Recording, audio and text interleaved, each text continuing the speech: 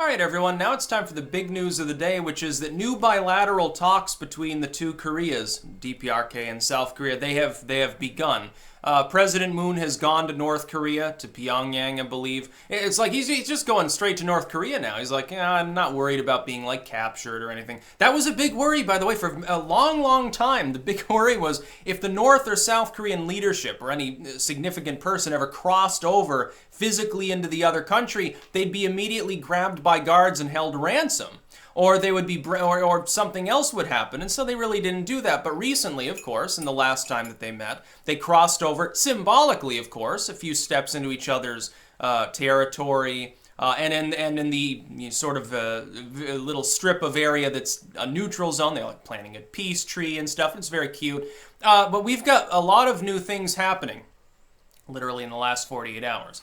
First and foremost, they're holding a new summit. And this doesn't involve like the US, China and stuff. This is just the two Koreas. And they're the ones that need to take the fore. When people are saying, well, Trump is derelict in his duties by not being there constantly, they are the main antagonists. They are the ones that run Korea. They're the ones that physically live there. South Korea and North Korea, once just Korea, they're the people native to the peninsula. Our troops there aren't native. They're not living there on a permanent basis. Other than a few American expats sitting there in Seoul, maybe blogging or gaming or something, you're not going to find much native activity from outside the Korean population. They're the ones that have to sign a treaty to end the war. That's not our responsibility. My hope is that they go to the next summit they go to, they emerge with a piece of paper and massive joint parades happen all over the DMZ. That's what I want for the Korean people. They deserve peace. They're good people. They're hardworking. They're intelligent. They shouldn't have to have this constant fucking war footing.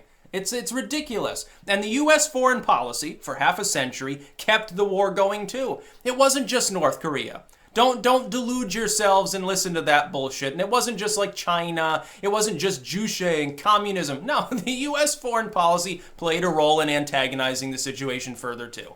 Now, some would say, well, we've got to safeguard our ally. Absolutely. There have been things that we've done there that are antagonistic. Can we please be honest about the fact that we're not perfect? Saying this as an actual patriot, I don't think that we should be involved in nation building from the get-go. It never should have been a problem. It shouldn't have been. The whole thing with communism, we allowed foreign agents to steal our nuclear plans and give them to the Soviets, the Rosenbergs. That's what basically starts the actual Cold War. We should have listened to Patton and we wouldn't have this problem.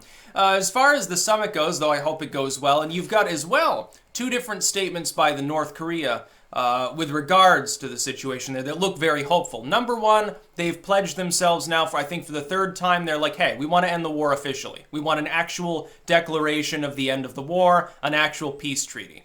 Now, it'll be difficult for them to hammer out terms. They've got to get terms of that treaty. It'll probably involve the removal of artillery, maybe the moving of several South Korean bases, official request for the removal of certain U.S. troops. That'll probably be there. The establishment of where the territorial waters are, where the actual border is as a preliminary step to maybe future reunification. It's going to be slow. It's moving 10 times faster than I expected, but it's still going to be a slow process. It won't be, hey, they sign a piece of paper, they tear down all the military fortifications, and now all of a sudden North Korea is no longer insular and you've got tourism and stuff. That's not going to happen. It'd be wonderful, but that's not pragmatic. Number two, Kim Jong-un comes out and says, oh, yeah, I think the joint summit with the U.S., when he met with Trump, it increased stability within the region. It was a good thing. That means a lot coming from the North Korean leadership for them to compliment the joint summit and not either simply stay quiet, which normally if it was successful, they'd be tight-lipped. They wouldn't say anything. It must have been a really good show. And I think the difference is this. Trump is a peace through strength sort of figure. That is, he's throwing all of his weight around in the North Korean region right now to show off U.S. military force. Kim Jong-un knows he can't last a day in a war with the United States. Trump is saying, basically, TikTok, your time is up. You're going to have peace or we're going to blow Pyongyang off the face of the earth. But we can give you all sorts of carrots before we try whacking anything with a stick. It's your choice. Approach is working. I think that Kim Jong-un actually respects Trump. I don't think he respected any former presidents. No, absolutely not, nor did his dad. Why would they respect Clinton? Clinton was a dunce. He gave them their nuclear program.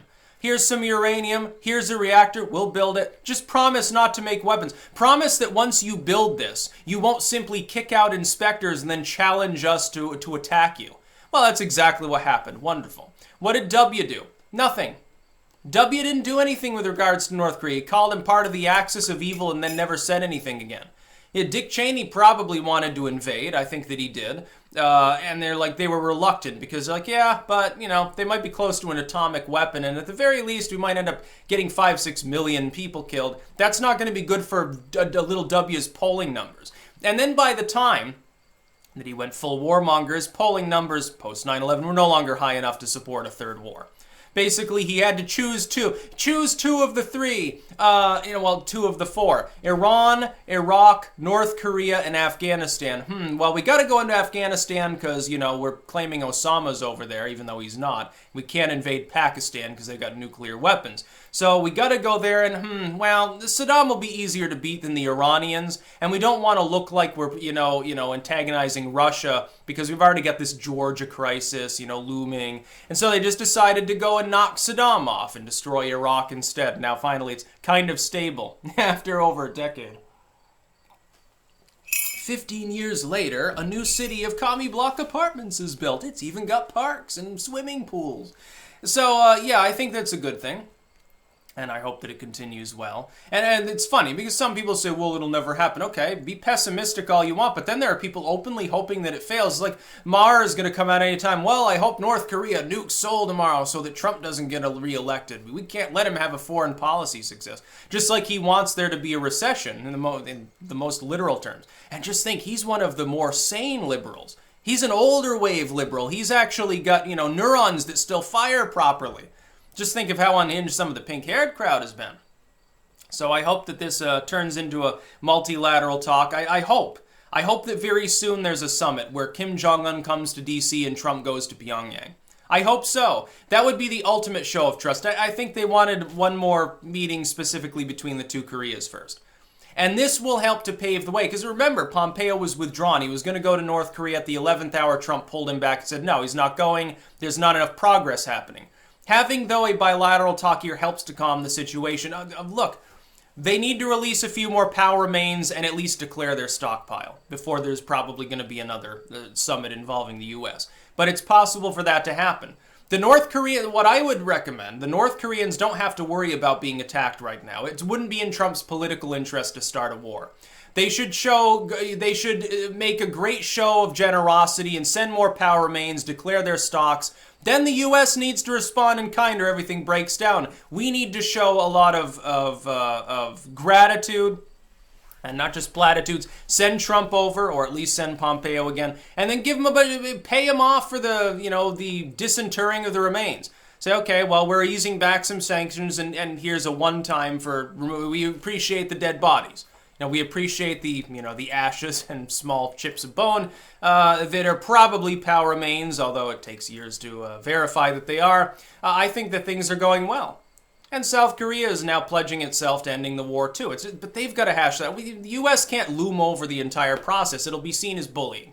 It's just like if Jinping were to go over there and say, okay, I'm sitting in on your talks from now on because I'm big buddy China, it wouldn't go so well. It would embolden the hardliners in North Korea, and it would make the South Koreans feel nervous. The same would be true in reverse if the U.S. was looming over the talks. Let the two Koreas primarily handle it. And if they strike a peace deal, the U.S. should sign on the next day.